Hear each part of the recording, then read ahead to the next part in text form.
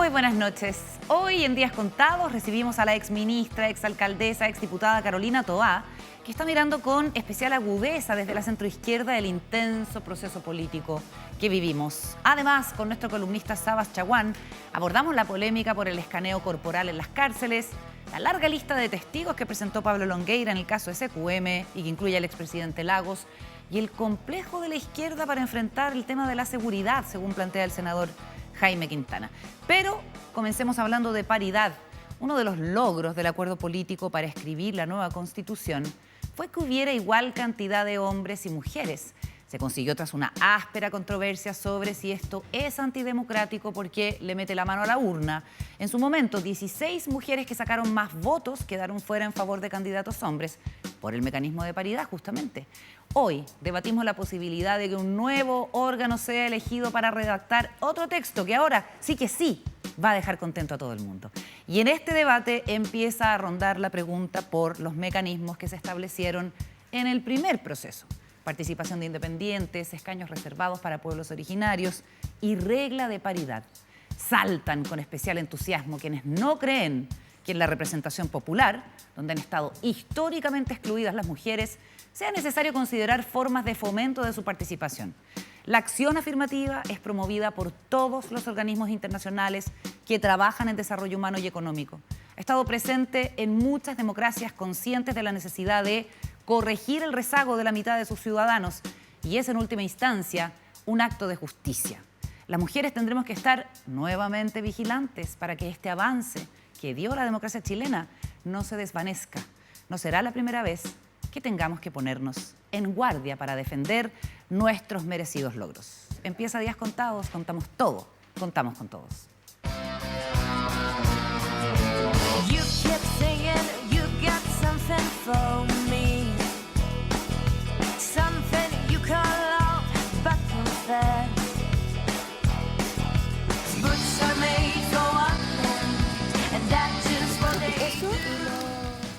Ya estamos aquí instaladas en nuestro fabuloso mesón de Días Contados y como siempre, a punto de abrir el segundo piso, tanta cosa que analizar. ¿Cómo estás, Juan Diego Montalva? Muy buenas noches. Muy bien, Carolina, ¿cómo estás tú? Paula Walker, ¿qué tal? Carolita, bien, buenas noches, hola Juan Diego. Por supuesto. Hola, que Paula. siguen resonando toda clase de reacciones tras la declaración del presidente Gabriel Boric el viernes pasado. Abrimos de inmediato el segundo piso para entrar en materia.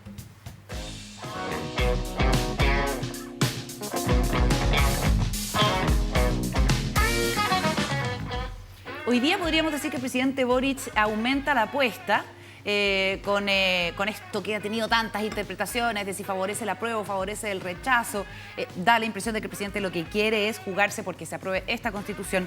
Y dijo en una pauta de prensa que el gobierno iba a repartir este librito que se ha convertido en uno de los más vendidos en el último tiempo. No necesariamente este, pero hay distintas ediciones. Este está en la mayoría de las librerías. Qué fea la edición, ¿no? Tú encuentras... Pero mira el título.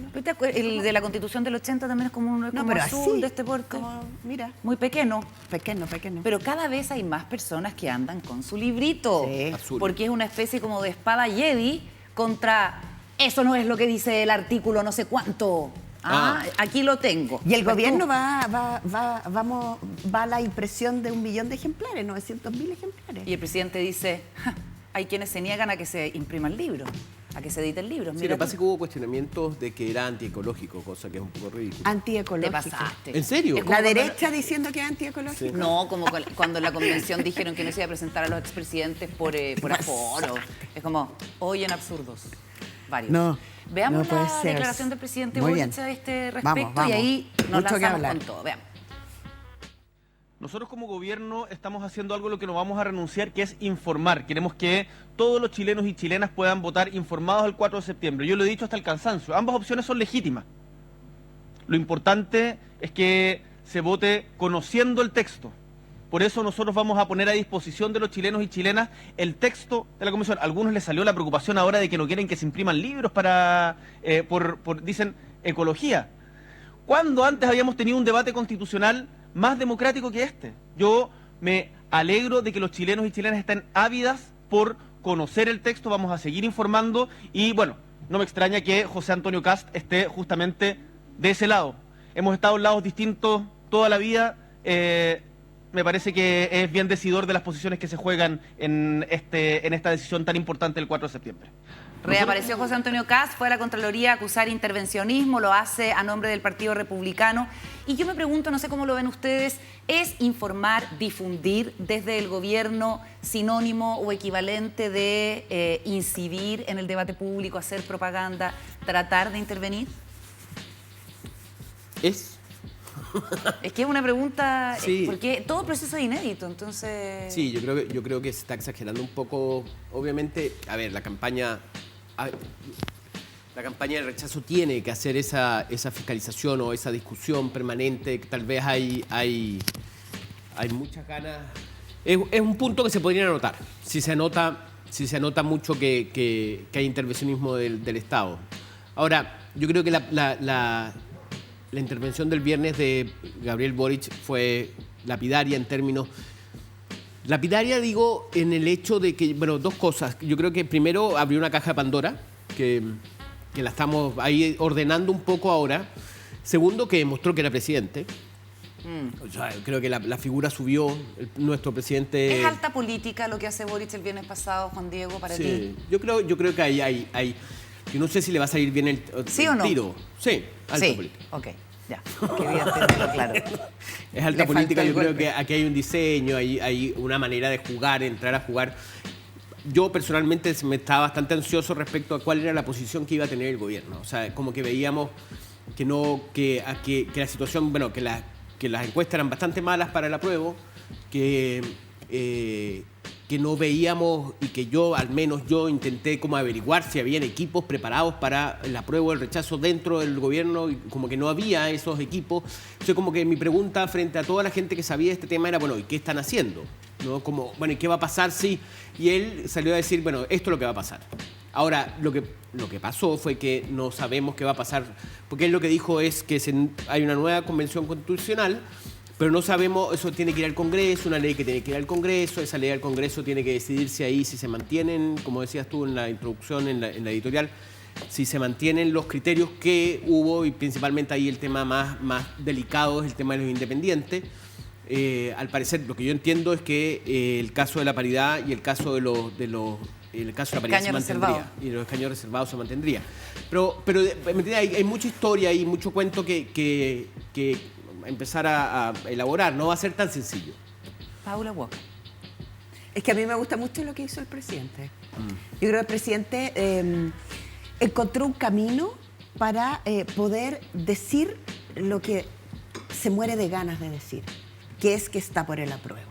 Entonces lo que hizo, a mi juicio, es una movida política inteligente, porque primero empieza a liderar una mirada, que es la mirada del apruebo, y que es súper razonable que lo haga. El presidente se jugó siempre por la idea de una nueva constitución. Creo que además calibra las cosas, porque le pone un costo al rechazo, que es, señores, no es quedarnos con la constitución del 80. O sea, si usted vota rechazo hoy día, lo que está haciendo es que vamos a volver a foja cero y vamos de nuevo a iniciar un proceso que habrá que conocer sus detalles para tener una nueva constitución. ¿Por qué? ¿Por qué lo va a hacer? Porque el 80% de las personas que fuimos a votar dijimos no queremos esa constitución y queremos una constitución nueva. El tema hoy día es de qué forma y con qué mecanismo vas a tener esa constitución nueva. Pero borró la idea de que en realidad nos quedamos con la constitución del 80, le hacemos una o dos reformas, Jimena Rincón junto con la derecha, con los 4 séptimos, con Matías Walker y otros. Bueno, eso no es la respuesta a este momento. Y el presidente lo tiene súper claro y políticamente es muy relevante. ¿Por qué? Porque la respuesta al Chile de hoy no es la constitución de Pinochet y de la dictadura, por muchos arreglos que se le hayan hecho. Tener la oportunidad de terminar con esa constitución y pasar a una nueva constitución tiene un valor gigantesco. Oye, y pero eso sobre es lo que el presidente, con su declaración, instala. Instala. Ya. No eso. Vamos a una nueva constitución. Esta u otra que vender. Y ahí vienen todos los ríos de tinta y de bits digitales en los comentarios, de las interpretaciones sobre qué es lo político y qué es lo legal. Y ahí Carlos Peña ha salido a decir, una cosa es lo que está haciendo la gente del rechazo poniendo en lo político la interpretación de lo que se puede o no se puede hacer, y apoya la postura del presidente, porque dice Carlos Peña, que se convirtió en un inesperado aliado Claro. del presidente Gabriel Boric, es que hay un plebiscito y sobre este plebiscito hay un proceso constituyente que no se acaba con ninguna de las dos alternativas y menos con el rechazo. Y comunicacionalmente yo pensaba, y lo comentábamos en la reunión de pauta, la semana pasada estábamos hablando de Ricardo Lago. El presidente retoma el control de la agenda, a pesar de haber movido harto el tablero con todo el costo que eso tiene, ¿no es verdad? O sea, en ese sentido hay... Sí, pero además mira dónde hay un doble efecto. Mira dónde lo dice. No lo dice en un diario. En un matinal. No lo dice en una entrevista de prensa escrita, ¿no? A propósito de la tinta. Lo dice en un matinal y lo dice en uno de los matinales que tiene mayor audiencia. Así es. El que sí, creo que sí, el que tiene mayor audiencia. Y lo dice en su escritorio, en La Moneda, en vivo, lo cual es una rareza, porque o los presidentes van al estudio o los conductores de prensa o de los matinales van a La Moneda y graban. ¿Nosotros Pero yo vamos no a ir o los vamos a invitar? Bueno, no sé, eso depende. Vamos, pensémoslo. Eso depende de cómo estén Mira, nuestras yo gestiones. no sé Nosotros yo no sé debemos si ir están listos para venir para acá. recibirnos. No, para no venir sé. para acá. No, Oye, el presidente bueno, tiene que venir a Vía X. Pero te digo que hasta eso es Claro. parte de una puesta Fue en un tema. escena, ¿no? Mi galardona a Montserrat Álvarez, hay que decirlo, que la pregunta fue de ella Sí, pues. y fue bastante notable Buen lo que le golpe. sacó. Pero yo no coincido contigo, Pablo. A ver. Yo creo, fíjate, que él entró y ahí empezamos a especular, y esto es una broma. Pero yo creo que como que a Carlos Peña le entró el alma al cuerpo. Como que, ¿me entendí? Como que dijo, Vamos a que hablar de bueno. Peña ahora. Encontré una beta, decís No, tú. como que... Y yo creo que hay muchos sectores que ahora con la invitada que viene ahora vamos a conversarlo, pero yo creo que Carolina Toá va a estar. la izquierda se quebró, está quebrada. O sea, aquí no hay, en la derecha no hay una discusión respecto, ¿me entendés? En el centro tampoco, en la DC. Aquí la izquierda está quebrada. Y de alguna manera esa izquierda quebrada que estaba por el rechazo dijo, puedo respirar tranquilo, puedo votar rechazo y va a haber otra constitución. O sea, en ese sentido yo creo que tú eres más de la tesis de que tal vez, de que no se hacen unos cambios, ¿me entiendes? Como que mejor aprobar, dices tú, ¿no? ¿Cuál es mi tesis? Tú decís que mejor aprobar. No, pero que es que mejor no- aprobar que rechazar. Mi tesis, por supuesto, hay Claro. que aprobar, pues, qué duda cabe. Entonces, pero yo creo que a mucha gente le volvió el alma al cuerpo en sentido de que rechazar no es tan malo, porque va a haber igual una nueva constitución, pero con mejores constituyentes. Pero es que eso es la gente que cree que eso puede ser así gracias a lo que haga, lo que prometa y lo que eventualmente haga la derecha, que, como decía hoy día Alfredo Yoñán en la radio, que lo vamos a invitar, Alfredo, por supuesto, ya estábamos tramitando la invitación, pase lo que pase, gane el apruebo o el rechazo, la derecha va a tener la sartén por el mango porque tiene la mitad del Senado y porque tiene una buena representación en la Cámara Baja, a pesar de no tener una mayoría. Pero porque tiene una historia, además. La derecha nunca ha estado por hacer transformaciones al modelo o repartir o rebarajar las cartas del poder. La derecha en eso ha sido muy consistente. Ahora, la derecha está y muy hoy día, mermada, perdona, pero- y hoy día lo que hace frente a la declaración del presidente es decir que no sea el presidente quien establezca la ruta, sino que sean las personas en un nuevo plebiscito que decidan. Y es más, la derecha quiere... ¿Que decida el mecanismo? ¿Eso es lo que tú entiendes? Ya, Sí, ok. completamente. Ellos dicen, de hecho, que en la papeleta pueda tener como la oferta. Y la oferta es, vamos a una comisión mixta. La gente quiere que de nuevo haya una convención constituyente. Nos quedamos con este texto y reformamos a partir del texto. Página en blanco. Es decir, ¿Cuánta gente iría a votar a un plebiscito como ese? Yo creo que hay un agotamiento importante. Y la de pregunta va a ser ciudadanía. si va a ser un plebiscito obligatorio. Claro, Que por sea otro ejemplo. tema. Y por eso hay quienes dicen que la jugada de Boric es inteligente, porque para todo ese escenario hay gente que ya puede eventualmente el votante decir, ya, vamos, aprobemos y dejémoslo hasta acá nomás. Tenemos una declaración de quién, Tamara, querida, señalas por favor. Atria. De Fernando Atria el fin de semana sobre esto mismo. No hay espacio para estrategias como la de una comisión de expertos o que sea el propio Congreso. Esa es la cuestión fundamental. Por eso no hay espacio para una estrategia de rechazar para reformar. La opción sigue siendo apruebo o rechazo, a secas. Y un triunfo del rechazo significaría abrir por lo mismo un proceso incierto y largo que puede tener costos altísimos para todos. Oye, ¿ustedes son de la opinión de que los constituyentes, de cualquier signo que sean, debieran seguir en el debate o debieran tener un repliegue estratégico, como se plantea? Esto mandó, ¿me entiendes? O sea, ¿Tenías ganas de decir mandó a guardar? Sí, no me la paré porque me dijeron que no era correspondiente, no correspondía a mí, que me retaron. Es que parece que es muy de contenido muy, sí, un poquito, muy ordinario. Muy ordinario, ¿Sí? sí. Pero él lo quería decir. Yo lo quería decir, pues que no tengo otra manera, sí. De hecho, no sabía que era tan ordinario. Pero bueno. Sí, yo tampoco. Pensé que era como Pero guardar bueno, en un closet, pero aparentemente guardar en otro lado. Aquí las víctimas, o sea, los más afectados han sido los constituyentes. Primero, porque dijeron, como que quedó claro que la Asamblea Constituyente no había sido del nivel que se quería o que era una... La verdad que, mira, mandemos a guardar a esta constituyente y sacamos otra. Después porque este desprecio que pudo haberse originado a través del análisis que hizo o de las declaraciones de Boric, como que daba la sensación de que mejor que no aparezcan los constituyentes porque dado el desprestigio que tuvo la Asamblea Constituyente.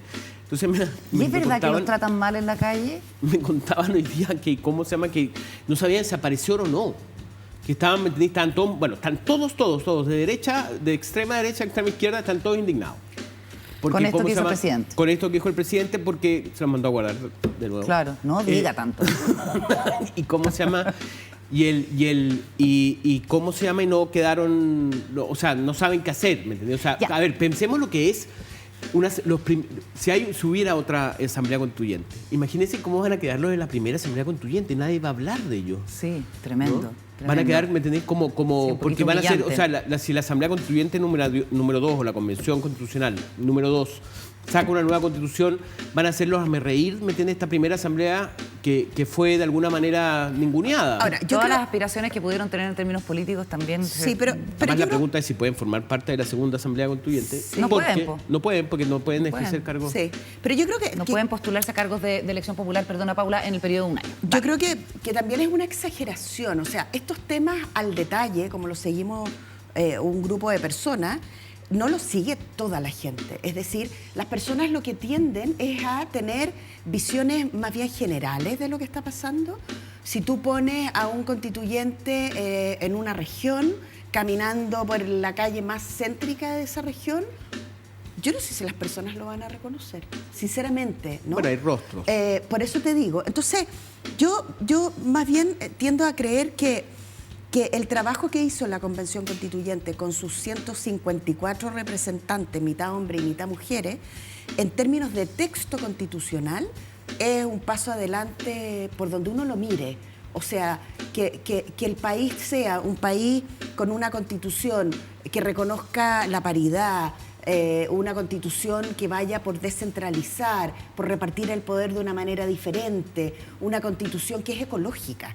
O sea, que reconoce derechos sociales que no habíamos tenido nunca. O sea, hay un trabajo que es perfectible, que tiene probablemente errores. Yo esa cuestión no tengo ni una duda, porque en general no tengo dudas que las cosas que se hacen colectivamente se pueden reparar y se pueden mejorar. De ahí a poner el dedo encima de los constituyentes, que son los grandes culpables, creo que hacerle el juego a la derecha. Eso es lo que yo creo. Las encuestas han señalado que hay muy mala evaluación de los constituyentes. De algunos. Sí. Oye, yo no generalizaría. Ernesto Tone, no, eso es muy sorprendente. Gran histórico asesor del expresidente Ricardo Lagos, dice que cree que es más fácil reformar a partir del rechazo que del apruebo. Vamos a estar conversando con Carolina Toá sobre la situación en la centroizquierda. Pero sí, y quisiera que para ir cerrando me digan qué piensan, si la declaración del presidente y la compuerta que abre favorece más bien al apruebo o al rechazo.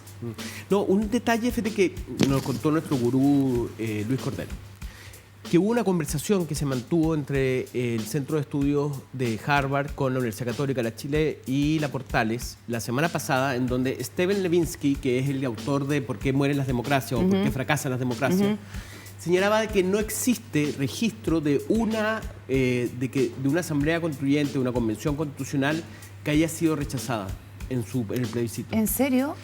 Que todas han sido aprobadas. Mira. A mí quedó dando vueltas. De Buen hecho, dato. Luis Chile, Cordero always surprising. lo colocó ayer en su columna de La Segunda. Buena. Buen dato. Paul. A mí debo decir que lo que acabas de mencionar de Otone me parece muy sorprendente. ¿En serio? Sí, me parece muy sorprendente, porque una cosa es que el presidente Lago haya hecho lo que ya sabemos que hizo, que fue básicamente no plantearse por ninguna de las dos alternativas, pero que Ernesto, en algún punto, un hombre que es un señor que tiene conocimiento como muy acabado de los movimientos políticos del país, se junte con la derecha para decir que hoy día es creíble la derecha, porque en realidad va a estar sometida a una situación de demasiado cambio. Y lo que hace Otón es decir, yo creo que la derecha de hoy día, yo creo, o sea, a partir de básicamente creencia, poco dato, yo creo que la derecha estaría por reformar, me parece una ingenuidad no propia de Otón, francamente. Entonces, yo creo que lo que hizo el presidente, la discusión que abre el presidente, es una discusión, está por verse, vamos a ver, yo no soy pitoniza en esta cuestión, pero sí creo que el presidente tomó una opción de apoyar el apruebo por sobre el rechazo, por cierto. Creo que el presidente y el gobierno tienen la obligación de informar, y creo que para informar tú tienes que salir a la calle. El gobierno está legitimado para informar. Informar significa acceder al texto, informar significa acceder a discusiones, informar significa tener medios de comunicación que te estén diciendo, permiso, voy a... Por favor, la espada Jedi, ahí ¿No? está. Ahí está. Esto es lo que dice la Constitución, léalo usted, yo se lo cuento, yo se lo explico, conversémoslo.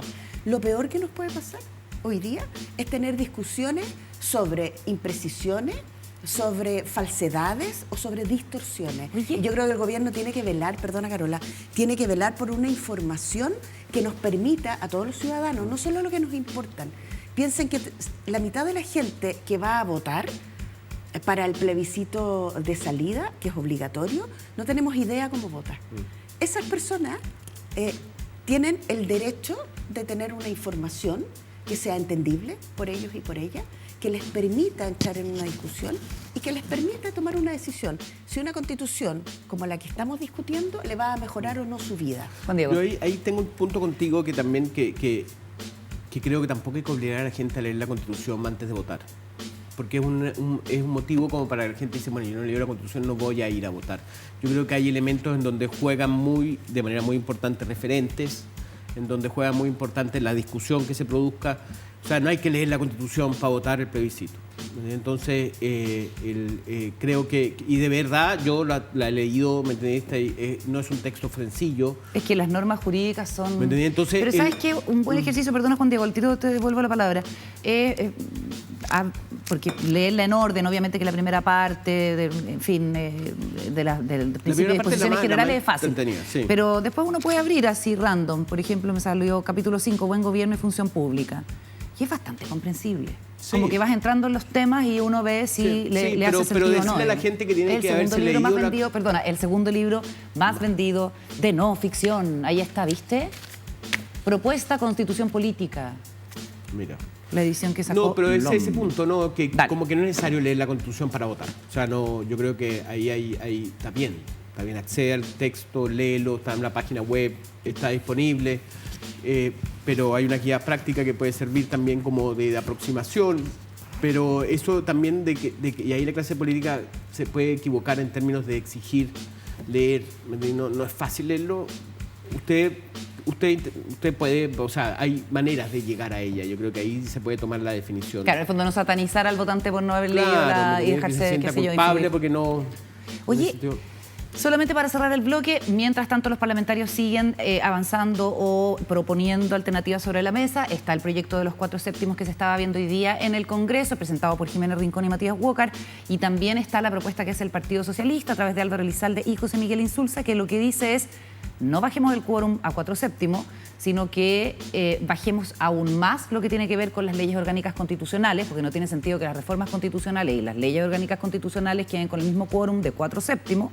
Hoy día hay quórum supramayoritario para la modificación de las leyes orgánicas constitucionales, entonces bajemos eso y así se mantiene porque si no sería 4/7 igual, y eso es lo que desde el punto de vista jurídico es absurdo. Y los senadores socialistas lo que dicen es una nueva prueba de la blancura para la derecha, a ver cómo se plantan frente a esto y si es real su voluntad. A la vuelta, en Días Contados, conversamos con Carolina Toa. Antes, WOM tiene algo que contarte. De regreso en Días Contados nos acompaña Carolina Toa, que como ustedes saben ha sido ministra, ha sido parlamentaria, ha sido alcaldesa, pero que se retiró de la política activa hace algún tiempo y hoy está, yo diría, en un lugar bastante lucido, central, para el análisis de lo que está pasando. Bienvenida, Carolina. Muchas gracias, Carola. En ese sentido quisiera partir, porque la semana pasada, y lo decíamos en el primer bloque, estábamos hablando de Ricardo Lagos. Y tú diste una entrevista en Tolerancia Cero, y en el fondo analizando la posición que mucha gente de la centroizquierda ha tomado respecto del plebiscito. Comentábamos recién también lo que ha pasado con Ernesto Tone, con la declaración que entrega hoy. Me interesa que analicemos eso. Pero partamos por lo último, que es la declaración del presidente Gabriel Boric, que algunos interpretan le sube el precio al rechazo y encausa las cosas hacia la votación por el apruebo, pero que ha abierto con puertas insospechadas. ¿Qué te pareció la jugada de Boric? ¿Alta política? Yo creo que es interesante lo que hizo el presidente, creo que es necesario. O sea, de hecho, mucha gente que está alegando por lo que hizo Boric, hace algunas semanas atrás lo que hacía era reclamar que el gobierno aclarara cuál iba a ser su actitud, cuál iba a ser el plan en la eventualidad de que ganara el rechazo. Y eso es exactamente lo que el presidente hizo. Y lo hizo de una manera que yo creo que lleva las cosas a donde es natural. O sea, él dice lo que tenemos que hacer es lo que la gente decidió en el plebiscito, que fue una votación muy abrumadora. Y yo creo que eso obliga también a sincerar a quienes tienen otras propuestas, que obviamente es legítimo que las tengan, cuáles son, porque la verdad es que alternativas infinitas no hay. O sea, una posibilidad es volver a hacer una convención, otra es que el Congreso haga los cambios a la Constitución, otra es que se haga una comisión de expertos, que igual alguien la tiene que nombrar, entonces claro, probablemente sería el Congreso. Y yo creo que mucha gente ha estado jugando con esto de, no, igual vamos a hacer una nueva Constitución, y no quiere realmente bajar así como la pelota al piso y decir ya, ¿qué proponemos en realidad? Y yo creo que el presidente con esto sincera cuál va a ser la propuesta del gobierno en caso de que eso pase. Y creo que es muy importante decir, porque también escuché unas voces muy insólitas como que decían que el presidente quiere imponer su idea. Y yo leí claramente que él dijo que esto es lo que ellos van a proponer al Parlamento a través de una propuesta legislativa, que el Parlamento va a tener que discutir y aprobar o rechazar, o sea, no es que se va a imponer. Ahora, me parece que es muy importante que esta bajada que el presidente hizo ahora tenga también una versión respecto a cómo el gobierno va a enfrentar el escenario si gana el apruebo, porque creo que ahí también hay muchas certezas que dar. ¿Qué va a hacer el gobierno, por ejemplo, con las leyes de implementación? ¿Cómo las va a definir? ¿Con quién las va a conversar? ¿Qué tanto diálogo va a haber o no va a haber? Yo creo que eso es muy importante, porque muchos de los debates que ha habido en torno a la Constitución son respecto a cómo se van a desarrollar ciertos mandatos que la Constitución hace. Por ejemplo, la plurinacionalidad. Por ejemplo, el Estado regional. ¿Cómo en la práctica va a operar eso? Y esas van a ser leyes. Entonces es muy importante que se sepa cómo se van a hacer esas leyes. ¿Y políticamente no era quizás más inteligente hacer eso que tú estás diciendo?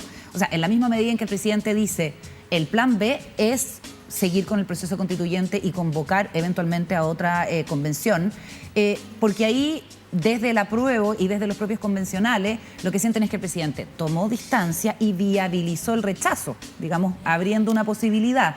Si en la misma medida habla de lo que pasa después del triunfo del apruebo, cómo lo vamos a hacer, con quién estamos conversando, pareciera que, digamos, vuelve a acercarse a eso que es donde todos sabemos tiene su corazón el presidente. Bueno, ahí vamos a ver qué tan alta política, ¿no? Porque yo creo que el haber dejado que se dé esta discusión, que se sincere, porque yo creo que hay mucha especulación con esto de las ofertas que se están haciendo para el rechazo.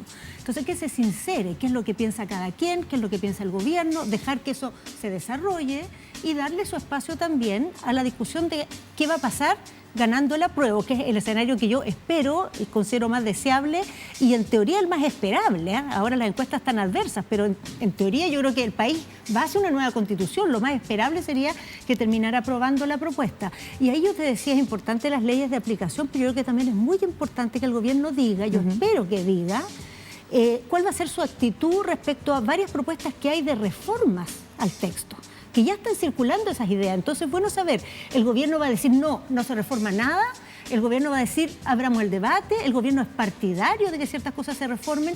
Yo creo que eso va a ayudar a bajar esta sensación que tienen los ciudadanos, las ciudadanas, que se aproximan a esa fecha y sienten que hay muchas interrogantes todavía, muchas cosas que aclarar.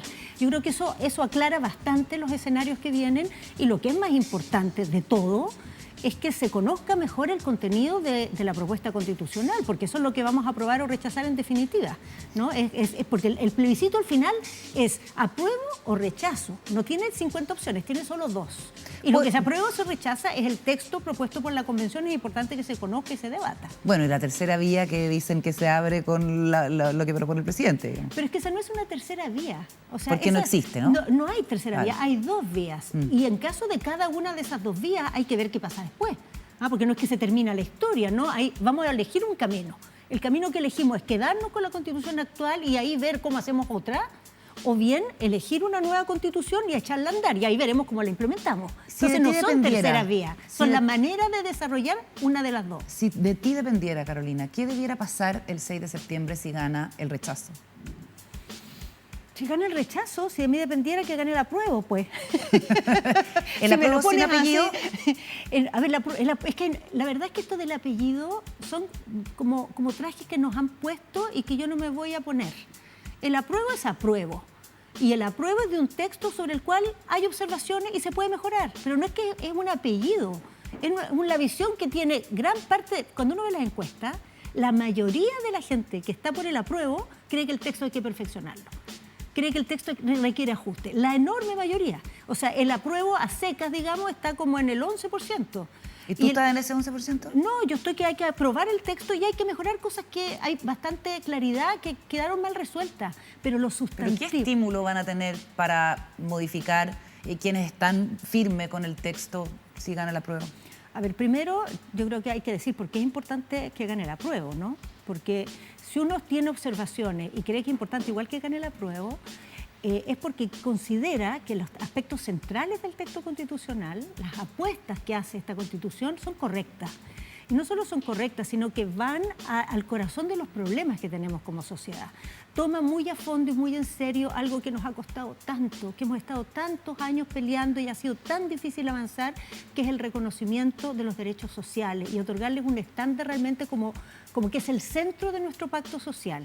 Y ese es el sentido de declararnos un Estado social y democrático de derecho. O sea, es decir, el Estado existe en primer lugar para asegurar los derechos de las personas. Esa es su primera misión. Y eso en el texto actual no está. Bueno, las otras cosas son conocidas, la paridad, la descentralización. Recordemos lo que ha costado la descentralización.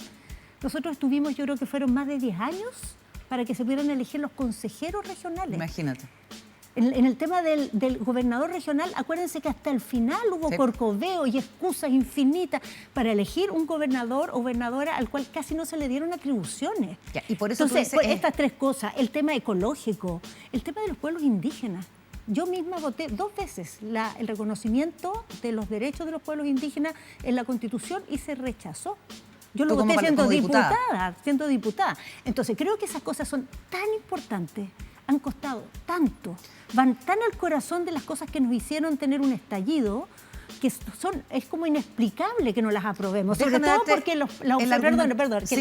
porque las observaciones que hay, que efectivamente las hay, son cosas que son perfectamente resolvibles después en la aplicación del texto constitucional. El argumento de Ernesto Tone es mejor hacer modificaciones a partir del rechazo, porque hay una cierta obligatoriedad de superar el texto de la Constitución de los 80.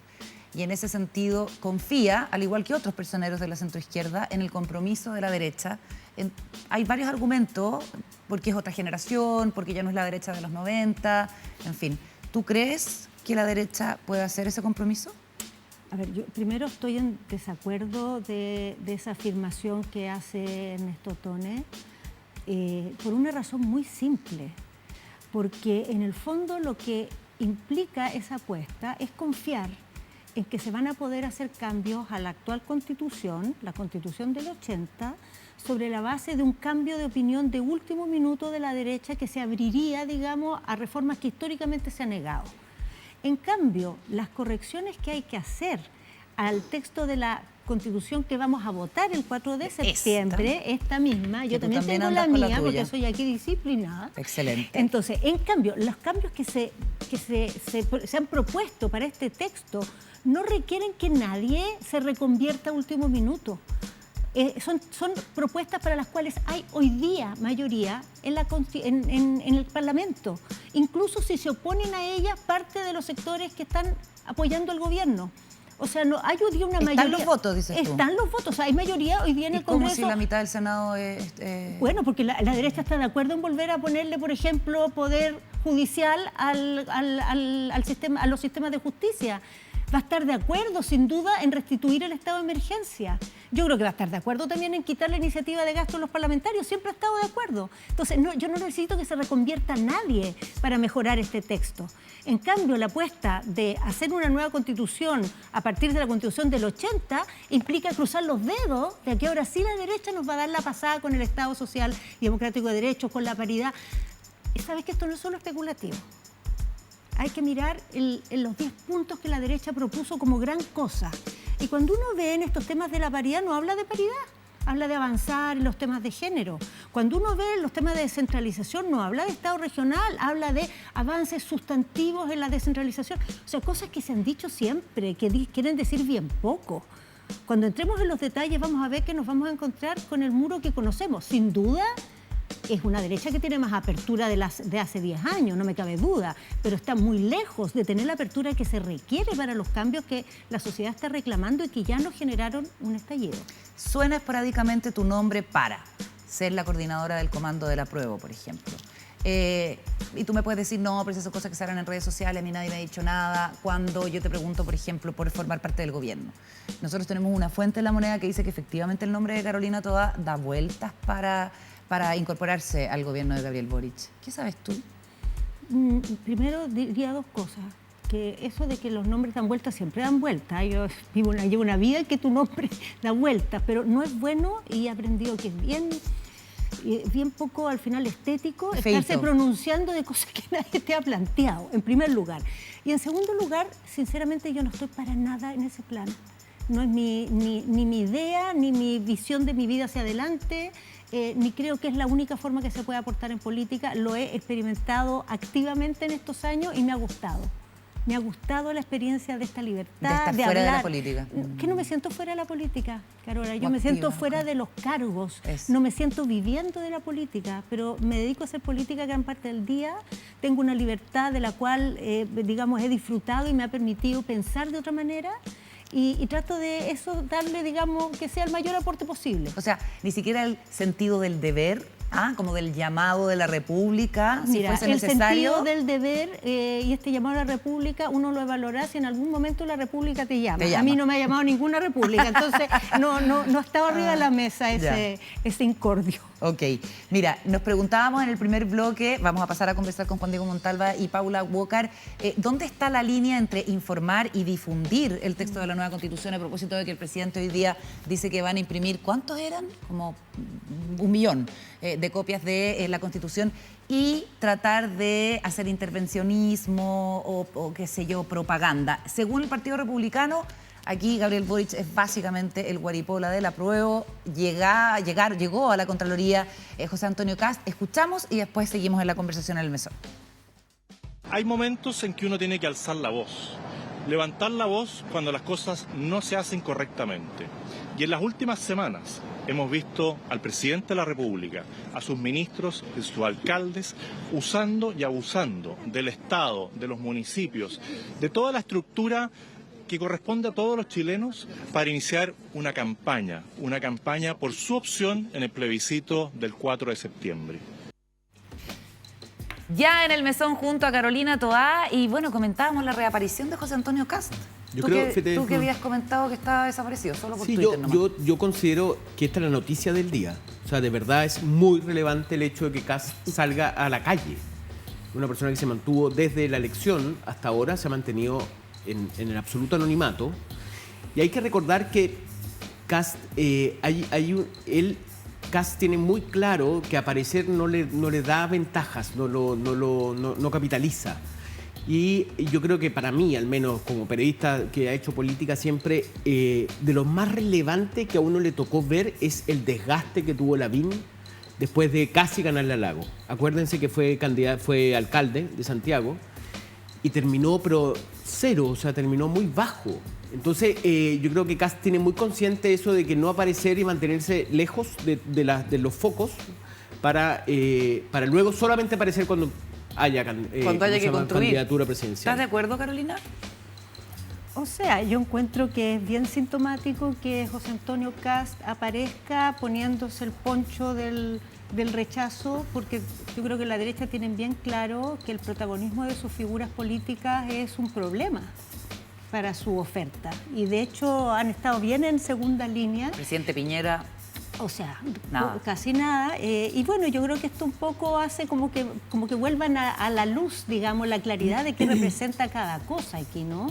Y que está un poquito invisibilizada porque toda esta temática de los amarillos o de la gente ex concertación que está por el rechazo ha generado una sensación, pero que en realidad cuando uno la mira en detalle se da cuenta de que es verdad, son personas relevantes, ha sido una sorpresa, para mí también una sorpresa, pero la verdad que desde el punto de vista de los colectivos, desde el punto de vista de las fuerzas políticas, todas ellas, todas las fuerzas de la concertación sin ninguna excepción, están todas en el apruebo.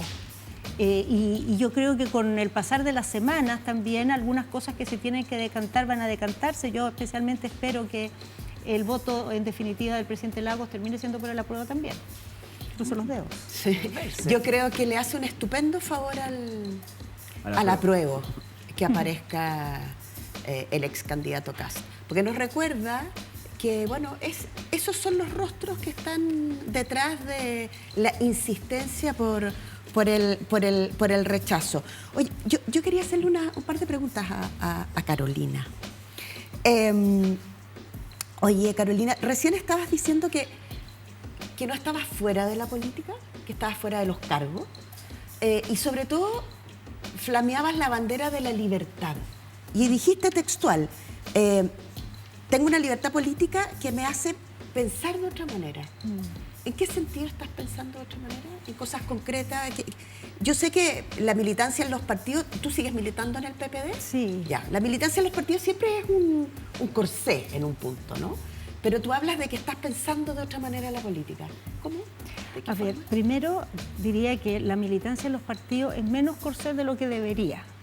Porque yo creo que la militancia debiera significar que uno toma más posturas colectivas, las discute en colectivo y está dispuesto también dispuesta a aceptar las decisiones que se toman. Y yo creo que eso en política está muy perdido. Entonces la gente está en los partidos, pero sobre todo la que tiene primera línea, digamos, pero hace una vida política muy individual y se compromete poco en el debate colectivo.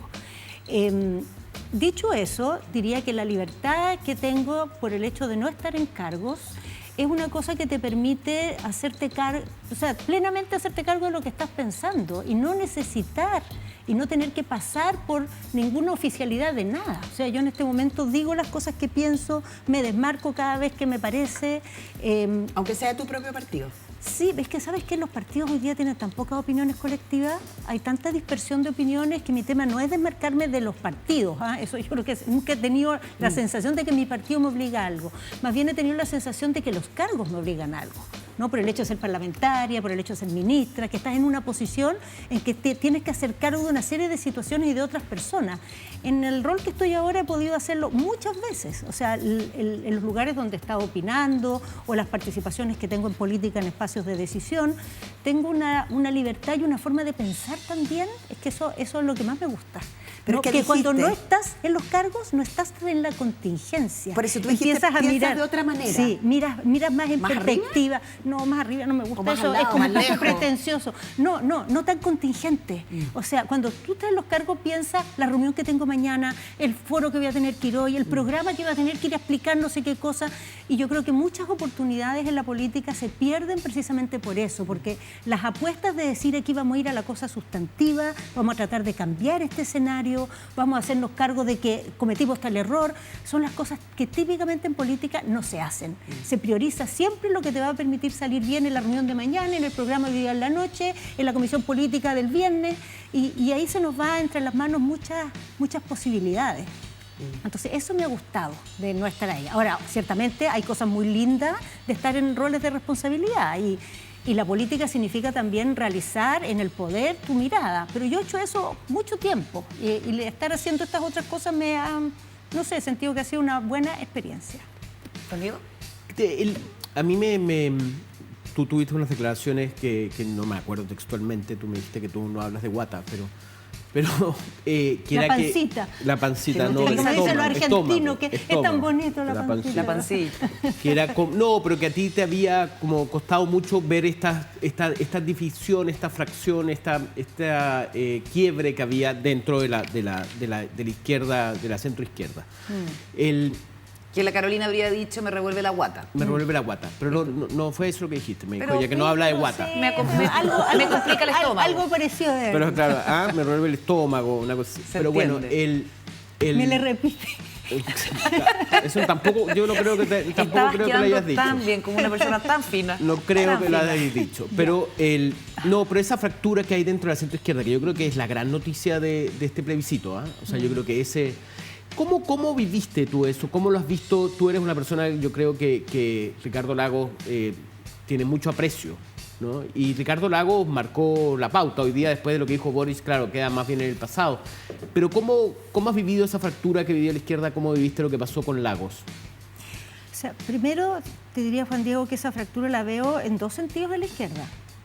O sea, yo creo que aquí hay personas que han sido parte de la centroizquierda que están en el rechazo, que a mí me llama la atención cómo no pesa más en ellos la historia que nos ha mostrado lo difícil que es lograr lo que nos da como avance este texto constitucional y lo que podemos perder entre los dedos si se rechaza. Me impresiona eso, pero también me impresiona con la misma fuerza que personas que son de la izquierda más radical, por decirlo así, en lugar de cuidar lo central de este texto, se hayan dedicado a darse gustitos adicionales, meter el dedo en la llaga en cosas que no eran las centrales, poniendo en peligro el triunfo de lo central de este texto.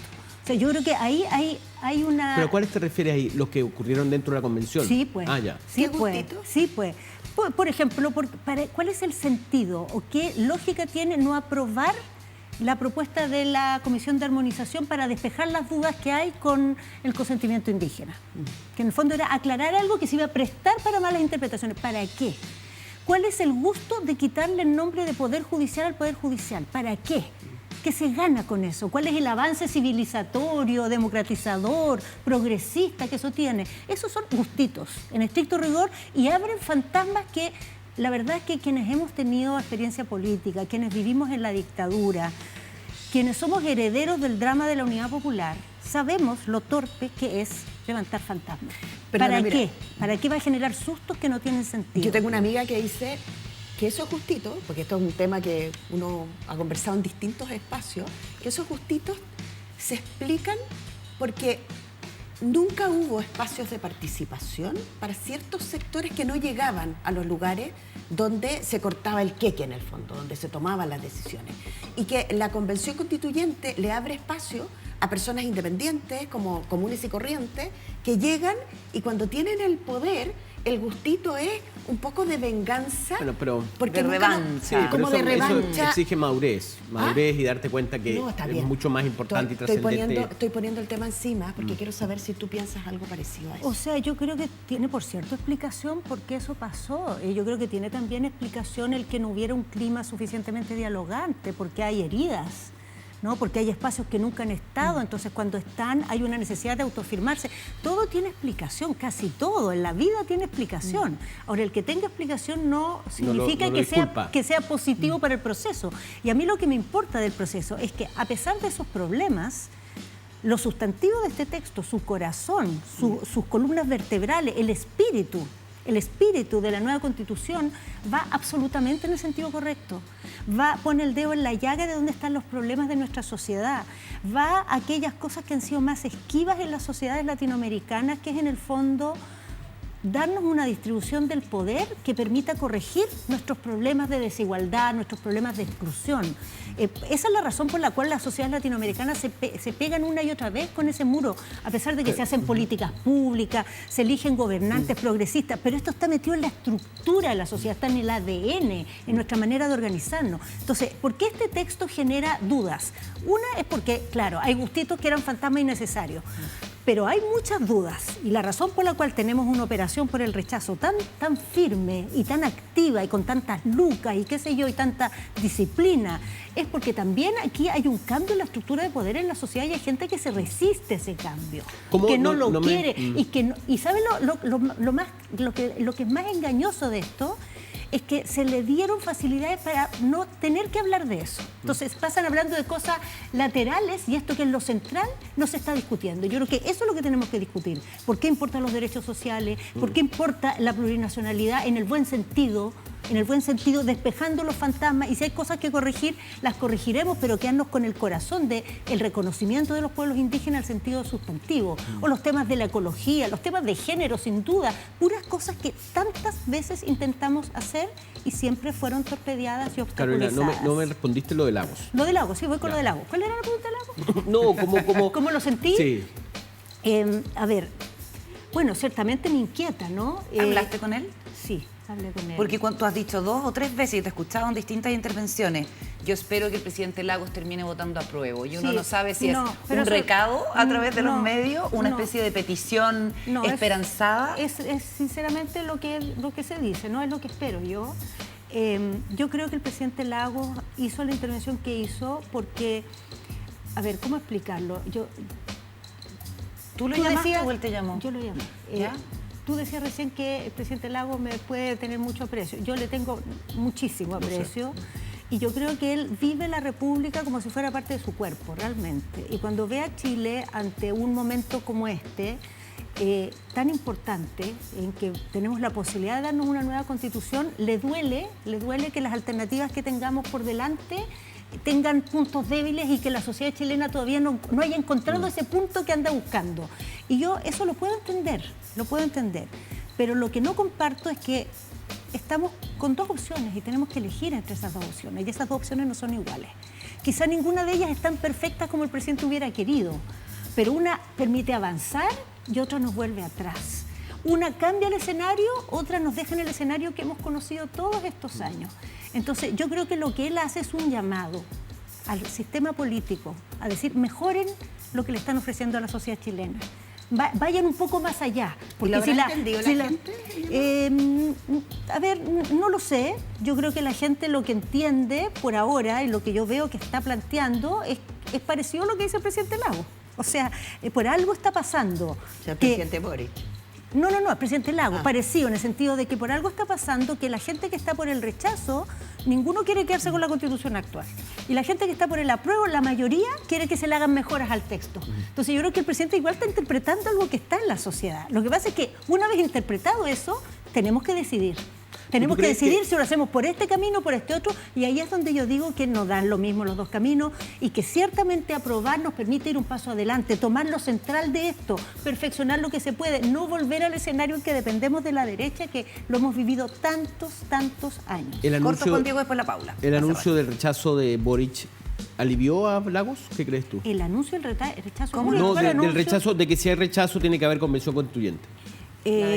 No sé, que no puedo ser la intérprete, no sé qué habrá pensado el presidente Lagos de ese anuncio, pero yo creo que el anuncio que hizo el presidente Boric en realidad no es nada sorprendente. ¿Qué se esperaba que dijera el presidente Boric? Bueno, ahora falta que hable. O sea, que dijera, no se preocupen, vamos a hacer unas reformas en el Parlamento y ahí nos quedamos tranquilos. O que dijeran, no, vamos a nombrar una comisión de expertos, yo nombro 2, la derecha nombra 2, y no sé. Tipo TVN. O sea, claro, el director. Yo creo que era bastante... No sé por qué ha generado tanta sorpresa en realidad. Me parece bastante esperable que ese era el camino obvio que cualquier presidente además hubiera tomado, porque hay un mandato del plebiscito muy contundente para ocupar ese mecanismo. Carolina, están hoy día las campañas desatadas de lado y lado, ¿no es cierto? Pero todos sabemos que en general las personas decidimos de manera bien irracional. Es decir, tenemos un lado racional que es el que nos gusta mostrar y decir que somos muy racionales, pero en general hay tantas decisiones que tomamos de manera emocional, para no poner la irracionalidad y la racionalidad. Desde el punto de vista de lo emocional, ¿dónde crees tú que están las claves para una buena campaña del apruebo? No me digas leer el texto. No, bueno, yo creo que leer el texto es súper importante, pero no es muy emocional. No, y está lo que dice Juan Diego, que también de repente alguien se puede acomplejar y decir, yo francamente no entiendo el texto. Entonces, como No voto, no voy a ir a votar. satanizar a la gente porque no Sí. se puede Bueno, leer el que texto. yo creo que, claro, que leer el texto es importante, informarse es importante, pero creo que lo más importante, y las elecciones se juegan en gran parte ahí, en el clima que se genera, ¿no? Y yo creo que muchas de las razones por las cuales hay aprensiones con el apruebo es porque el clima que hubo durante el proceso de la convención fue muy complicado, sobre todo porque estuvo plagado de debates que no se entendían. Y los debates que más importan, los que a la gente le hicieron votar por un nuevo proceso constitucional, estuvieron como fuera de la cancha. Entonces, ahora que eso terminó y que estamos en la discusión, digamos, de estos 2 meses de campaña, que ya pasaron 15 días, yo creo que es muy importante que haya otro clima, y ahí le doy gran relevancia a lo que hagan las fuerzas políticas y el gobierno, porque el gobierno va a ser en el fondo el responsable de implementar este proceso, ganando el apruebo, y se puede hacer de muchas maneras. Y las cosas que decíamos cuando estábamos allá en la salita del lago. Tal cual. ¿Cómo se van a discutir las leyes de implementación? ¿Cuál va a ser la disposición del gobierno respecto a las mejoras que requiere el texto? ¿Vamos a tener un ambiente más dialogante? ¿Ah? Todo muy emocional. Sí, yo creo que es emocional, porque en el fondo este ánimo encrispado puede ser reemplazado por un ánimo distinto, y quien va a poner la mesa va a ser el gobierno, las fuerzas políticas. Entonces yo creo que aquí hay que mostrar esas cartas. ¿Cómo va a ser la mesa de la implementación? ¿Cómo va a ser la manera de resolver los temas que quedan pendientes, que son muchos, muchos? O sea, por ejemplo, ha habido gente que ha salido a discutir cómo quedó resuelto en la Constitución el tema del aborto. Ya. Yo creo que el hecho de que nosotros íbamos a abrirnos al aborto era una cosa como obvia. Yo creo que estaba dicha ya por Con las tres prácticamente todo causales el mundo. ya estamos... Pero en la práctica, la ley que va a regular el aborto se va a discutir después. Entonces, ¿cuál va a ser el clima con que se va a hablar? ¿Cuál es la mirada de cómo debiera ser esa ley? Yo creo que eso es muy importante en esta etapa, porque lo que la gente... Explicar ese tipo de cosas. Explicar y además generar esas condiciones, ese clima, porque lo que la gente sí necesita, porque ahora estamos en un momento muy distinto de cuando fue el estallido. Estamos en un momento las personas lo están pasando mal, hay mucha inquietud, hay un momento de alta inflación que para muchas personas significa no llegar a fin de mes con las cosas básicas, hay un clima de inseguridad. Entonces las personas no quieren que el proceso constitucional agregue a esto un factor más de incerteza, de desacuerdo, sino más bien que esto sea el paso, una etapa más de encuentro. Y yo creo que eso es totalmente posible, pero requiere que lo explicitemos, que el gobierno lo diga con todas sus letras, que las fuerzas políticas lo representen y además lo grafiquen en la forma en que va a ser la campaña, ¿no? Que esto es una cosa que nos permite ir generando un piso común. Un primer paso, quizá no todos los pasos, pero el primero para un piso común. Carolina, muchísimas gracias por la conversación. Estuvimos harto rato, entramos a hartos temas de la contingencia. Así es que muchas gracias por la compañía y hasta la próxima. Gracias a ustedes. Gracias. Nosotros nos vamos a la pausa. Al regreso conversamos con Sabas Chaguán acá en Días Contados. Nuestro columnista Sabas Chaguán se incorpora a la mesa de Días Contados. ¿Cómo estás, Sabas? Muy bien, doña Carola. Bueno, hay harto tema y yo sé que tú quieres hablar sobre la postura que ha tomado Carlos Peña con la columna del domingo, con este comentario No es de que hoy. yo quiera hablar. Dije que me parecía Y llegó hablando de Peña. No. Entonces- Dije que me parecía razonable, ¿no? Claro, y uno se pregunta, ¿un abogado penalista sabrá de como asuntos constitucionales? Y tú me dices, bueno, soy abogado. ¿Cuál es tu postura sobre esto? ¿La salida eventual? Y me saqué un 7 en el ramo. En constitucional, Excelente, excelente. No, mi postura es que tiene toda la razón. Hay normas permanentes ahí en la modificación constitucional que se hizo para permitir el plebiscito de entrada y el plebiscito de salida y la convención, que son permanentes. No son transitorias. No son transitorias. Yo lo había dicho que el procedimiento de reforma constitucional es irreversible. Lo que es discutible es si tiene que ser otra convención o no. Eso puede ser discutible. Ahora yo estoy ahí un poco de acuerdo con lo que dice el presidente Boric, porque me parece que la convención constitucional es el mecanismo democrático, o más democrático, sobre todo ante el desprestigio que todavía tiene el Parlamento. Me decanto Ahora, por una sí. nueva Ahora- convención, pero sin los excesos de votar en la ducha y todo lo demás. Pero ahora el tema, que es un punto que hizo Carolina Toá ahora, que se decide que haya otra convención, pero tiene que ser aprobado por el Parlamento. El Parlamento puede decir que no. Eso es verdad. Pero, Eso es un riesgo. Pero que Carolina Toá, sin prejuicio de lo inteligente que es política, yo no soy político, y me parece que será presentable políticamente que el Parlamento se niegue a una nueva convención constitucional y diga, nosotros queremos reformar esto. Bueno, Esta la derecha lo que está haciendo básicamente es decir que sea la ciudadanía a través de un plebiscito quien determine cuál es el mecanismo, cuál es la forma, si es mixta, si es una convención constituyente nuevamente, si es el Parlamento. Yo me imagino que la derecha está apostando al hastío con la convención constituyente. Sí. Es decir, vamos a preguntarle a las personas. Podría haber apostado al hastío durante 30 años que no quiso reformar la Constitución, con todo respeto. Claro. Habla el no político. En todo caso, habla el no político. Yo no soy político, pero tomo algo que dijo Carolina Toá. La derecha de hoy no es exactamente la misma de los senadores designados. Tú estás como Tone, ¿le quieres creer? No. No. Ya. Bien, vamos. Oye, a propósito de políticos, el senador Jaime Quintana acaba de sacar este libro que se llama Perdiendo el Control, radiografía de la seguridad pública en Chile, como conocedor de estas materias hace un punto político al decir que la centroizquierda o la izquierda en Chile tiene un complejo que le ha impedido históricamente abordar como se debe el tema de la seguridad y la delincuencia, porque es visto más bien como un asunto de la derecha y que no van a entrar a abordar, si es que no se considera la base de, digamos, el problema, que es la injusticia, la desigualdad, etcétera, y hay como una especie de renuncia. Tú fuiste fiscal nacional con un gobierno de derecha y con un gobierno de centro-izquierda. ¿Tú compartes esta cosa? De una entrevista al Mercurio también muy comentada el domingo. ¿Cómo lo viviste? No hubo ningún complejo de ningún gobierno en abordar el tema de la seguridad. Yo trabajé muy bien con los gobiernos de la presidenta Bachelet y también con gran parte de los gobiernos del presidente Piñera.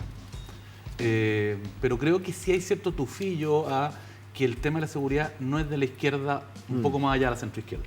Y eso me parece un absoluto error. El otro día leía a un ex personero de la Concertación, actual gobernador, creo que Díaz. Sí, de Concepción, Rodrigo Díaz. Sí, que Rodrigo Díaz fue intendente, ha estado una persona que ha trabajado bastante estos temas y dijo que tenía que eliminarse este pseudo complejo porque muchas veces es una atribución a la izquierda de que tiene complejos con la seguridad. Ahora, hay algunos que me parece correctamente de izquierda que enfatizan que la inseguridad se relaciona sin dudas con la desigualdad.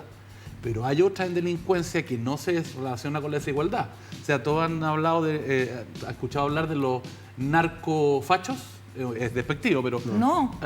¿Qué es un narcofacho? Nos estás golpeando, ¿sabes? No sé si... Este es el lado político tuyo. No sé si le han dicho narcofacho o narcoconservador, no me acuerdo cuál es el término. Ya, ok. Pero a los narcotraficantes sí no les gusta que se ataque la desigualdad.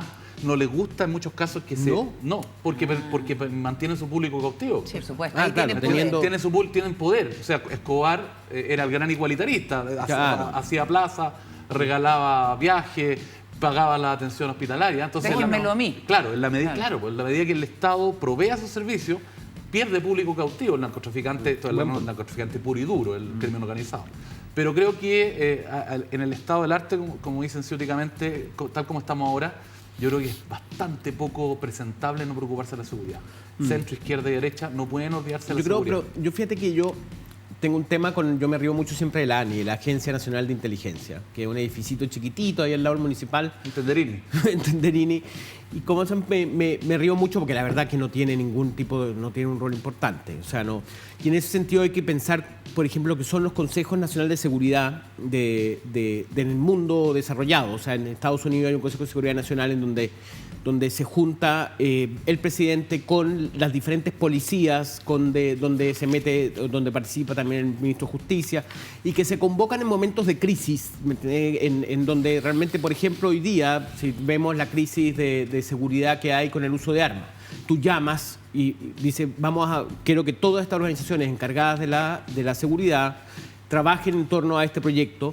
Eso no se hace en Chile. Sí, en pero, eso Juan no Diego, existe... No existe, pero por otro lado, en Estados Unidos también hay agencias de seguridad nacional, Sí, está bueno, la CIA, hay siete está la FBI. agencias, hay siete entonces agencias distintas. no hay que olvidarse el tema de que... Ahora, me da la impresión que la ANI en Chile nunca la han tomado en serio en cuanto a darle recursos, modificar la ley, que lo que ellos obtienen de inteligencia puede ser utilizado judicialmente, pero eso no se puede olvidar, la inteligencia es fundamental. Por eso, pero en la inteligencia hoy día está cada institución policial, la inteligencia de Carabineros, la inteligencia Es que ellos son los de- que nutren, de investigaciones. deberían nutrir, según la ley de inteligencia, ellos deberían nutrir a la Agencia Nacional de Pero Inteligencia. eso no ocurre. Pero hay celo. Sí, yo creo que hay celo institucional. No hay nadie todavía, que aglutine la inteligencia y que pida, mire, ¿sabe qué? Yo quiero que todo el esfuerzo de la inteligencia esté en el caso de la Araucanía, por ejemplo. Claro, oye, Que a haya- propósito se de eso, focalice. solamente para complementar con uno de los puntos que va en esa línea del libro de Jaime Quintana, dice, no contamos con una escuela de formación de fiscales, tampoco con una academia para la formación específica en materias de inteligencia, pero en cambio la escuela del delito está abierta todos los días del año. Es parcialmente cierto, porque yo peleé harto por hacer una academia de fiscales y después hay un centro de formación de fiscales que ha hecho hartos cursos, etcétera. Falta darle una institucionalidad más fuerte, eso es verdad. Eso es verdad. Y la escuela del delito, bueno, la escuela del delito es Llegar y llevar. la cárcel, el hacinamiento, no enfrentar problemas como inmigración descontrolada, porque yo estoy a favor de la inmigración, estoy a favor de la inmigración, por si acaso, para que no quede, bueno, soy nieto de inmigrante además, pero inmigración donde no se ven los antecedentes de los sujetos, donde penetra el tren del agua, donde entran indeseables, me parece que es preocupante y debería tomarse seriamente. Y ahí sí veo cierto complejo de sectores de más izquierda. ¿Ya? Piensan que controlar, me da la impresión, o tiene un sentimiento de que controlar la inmigración es ser egoísta y estar en contra de la inmigración. Yo estoy a favor de la inmigración, pero creo que debería controlarse más finamente, más duramente en cuanto a que llegue gente que quiera surgir, llegue gente que busque oportunidades, llegue gente que huye de dictadura, ¿no es cierto? Como le pasó a los chilenos también, que fueron recibidos en muchas partes. Y lo que estamos recibiendo ahora los venezolanos. Claro, entonces, y los venezolanos, bienvenidos sean, todos los venezolanos, todos los inmigrantes, pero no los indeseables. Es como, siempre me acuerdo de Cara Cortada, que se basa en la jugada que hizo De Fidel los Castro, que de los los Marielitos. que abrió las cárceles y le mandó todos los indeseables, y el nivel de inseguridad en Cuba bajó rotundamente. Vamos al tema del control Ok. y vamos al caso de Body Scan. Escaneo Ese es corporal. notable. Esa es la broma de la semana. No, porque a propósito del La control, broma de la ¿no? semana. El body scan, para que las personas que nos ven sepan, es básicamente los controles por los cuales uno accede al aeropuerto Escaneo o a otros corporal. lugares, que es escaneo corporal. Y bueno, esas fotos son muy, Pero sí se ve muy uno. sugerentes. No sé, yo espero no verme así. Es Bueno. equivalente a cuando pasa tu equipaje por la cinta, Así más es. que cuando tú pasas por el arco. Así es. Sí. Bueno, el tema del body scan, que fue una polémica el fin de semana, tiene algo que ver con lo que estábamos conversando recién desde el punto de vista de las libertades personales, la excesiva irradiación de algún material en el cuerpo versus la ceguera de quien toma esa decisión en un momento en que el país está pasando por una situación de seguridad muy compleja y entonces en las cárceles se dirigen todo tipo de delitos con celulares que ingresan en los cuerpos de las Y personas. que solo pueden ser Entonces, detectados con body scan. yo supongo que ahí vienen, solo para cerrar la pregunta, ahí viene parte de la pregunta que hacía la Carolina sobre los complejos de la izquierda. Es decir, esto es un disparo en el pie de parte del gobierno. Del Ministerio que es de como- Salud fue. que es Pero, como doña bien Paula, impresentable. usted formó parte de un gobierno. Así es, ¿ya? de dos. De dos. Yo nunca dos. formé parte de un gobierno, pero tuve en un cargo donde se toman resoluciones, decisiones y se dictan resoluciones. Si se hace un comunicado, una resolución a la 1:10 de la mañana, Exacto. Eso es una demostración de meditación, de que estuvo coordinada. Creo que tienes toda la razón. Fue un disparo en el pie. Condorito queda chico. O sea, Condorito queda chico. ¿Por qué? Porque el body scan es fundamental. Ahora, yo no sé el nivel de irradiación, pero si fuera tan peligroso, el Ministerio de Salud debería haber... Ese no es un tema del Ministerio de Salud. No, la peligrosidad puede Claro. ser, pero hubiera gritado hace tiempo el Ministerio de Salud, salvo hubiera sido perverso el Ministerio de Salud bajo Enrique París o todos Paula- para atrás. todos Pero no para atrás. entender nada. No entender nada, Nada. y no, es que Una estupidez. eso se confunde el progresismo con el estupidismo. ¿Me explico? Entonces, Creo que porque- estamos todos de acuerdo con eso. Entonces, honestamente. Pero es que más, de verdad, el Ministerio de Salud, yo creo que... Se acabó el programa. Elabora, porque es mejor que lo digas, igual que lo digamos ¿Para qué nosotros. vinimos? ¿Para qué vinimos? Estamos de acuerdo. ¿Estás de acuerdo con Peña? ¿Estás de acuerdo con nosotros? Y aquí volvemos, que día llegue Pacífico. No, pero progresismo y estupidismo. Es que hoy día desarrollemos eso. volvimos, o sea, vuelvo a decir algo que dije.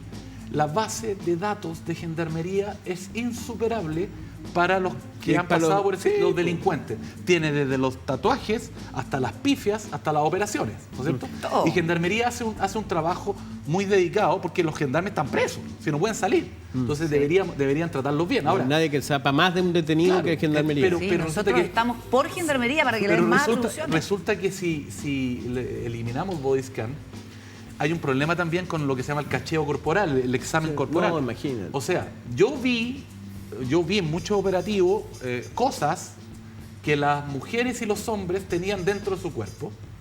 No quiero ser gráfico, y no podían ser escaneados. Le dieron papillón, es un poco antigua. De eso estoy hablando. ¿Ya? O sea, cuestiones Estamos de un hablando de tamaño increíble que te llevan dentro de tu cuerpo, desde baterías celulares, droga, por supuesto, Obvio, ovoides, chips, ovoides, celulares, etcétera. Entonces, armas, eliminar cañones. el body scan, ¿y por qué los vas a reemplazar? Es una...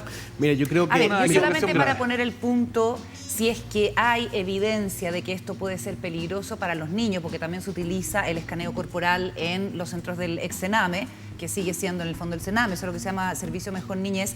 Bueno, ese es un problema, de todas maneras un problema de salud pública, pero da la impresión de que la Subsecretaría de Salud Pública sobrereacciona ante una preocupación legítima de la gente que trabaja con el tema de infancia, Ahora, esto antes parece- de averiguar, reunir la evidencia, conversarlo políticamente y que el Ministerio del Interior o de Justicia o quien sea que corresponda derivarlo a quien realmente corresponde. Pregúntele a los, tome la a los decisión. médicos, pregúntale a los radiólogos. No, pero si ¿Será ese más no es peligroso que tema. una radiografía? O sea, de hecho dijeron que no. No, eso no es tema y además demuestra una desconexión infinita con lo que está pasando. Perdona, yo había interrumpido a Juan Sí, Diego. dale. Yo hoy día lo he interrumpido tanto Gracias. que... No, bueno, qué bueno porque se con estaba culpa. burlando de mí. Muchas gracias, Carlos. No, me siento súper culpable. No, es que a mí me pareció, de Perdón, verdad, Paula, ahora te interrumpí. el body scan es un ejemplo de No. brutalidad, o sea, de error comunicacional, porque además no tiene por qué el Ministerio de, Eso fue de- que en el de Salud, subsecretario, el ¿no? Ministerio de Salud no tiene por qué estar expresando o señalando este tipo de cosas. Dicen, no es tema del Ministerio de Salud, es como cuando el Ministerio de Educación...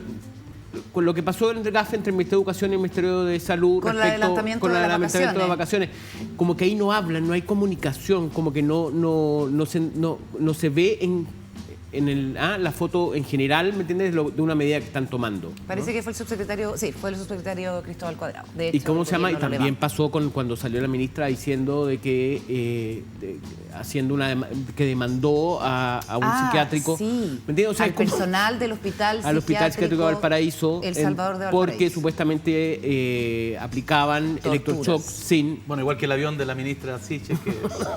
Y así. Bueno, pero ya no sigamos, sí, tratamos de no Nos somos tan malos. Nos llamó la atención, dado que ya el tema del body scan creo que tenemos una opinión bastante lapidaria de lo que allí ocurrió y de la necesidad de que Gendarmería cuente con ese tipo de herramientas, la extensa lista de testigos que la defensa de Pablo Longueira, en el contexto del caso SQM que te tocó investigar, ha presentado en la parte final, que es el inicio del juicio oral. Recordemos que Pablo Longueira dijo, yo no quiero ni un acuerdo, a diferencia de la mayoría de los políticos, ninguna salida alternativa, ningún juicio abreviado, yo quiero llegar al juicio oral. Son 8 los imputados que llegan.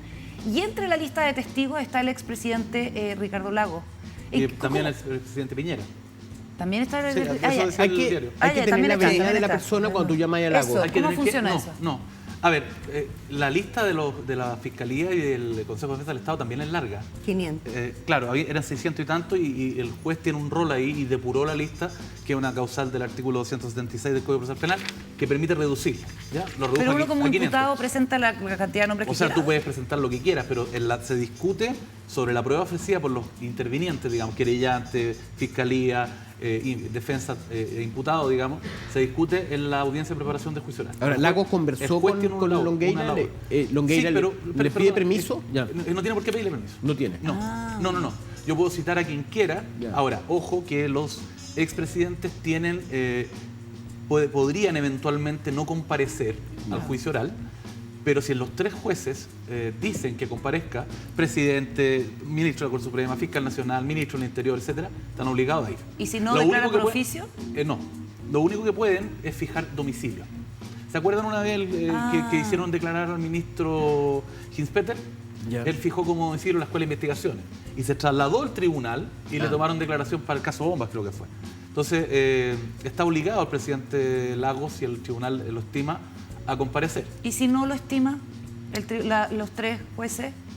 ¿No está obligado a comparecer? A No está obligado a Una pregunta. Pero cuando- por ser expresidente, ¿no? Claro, por Cuando supuesto. tú haces una larga lista de personas, porque la noticia hoy día es que Longueira colocó en la lista de testigos a Lagos.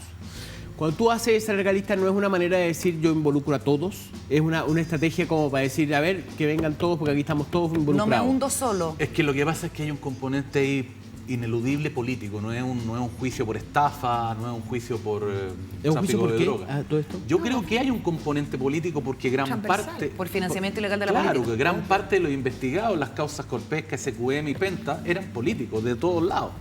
Entonces, no se puede separar al Longueira político del Longueira ingeniero civil, creo que es la profesión de Longueira.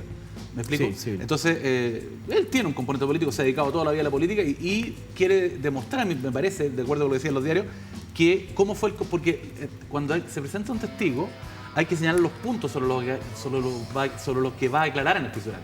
Y los puntos sobre los que va a declarar el presidente Lagos es el conocimiento que tiene de Longueira y lo que hablaron en tales ocasiones. Entonces, Ya. y lo que hablaron en tales ocasiones no lo hablaron como imputados, lo hablaron como políticos.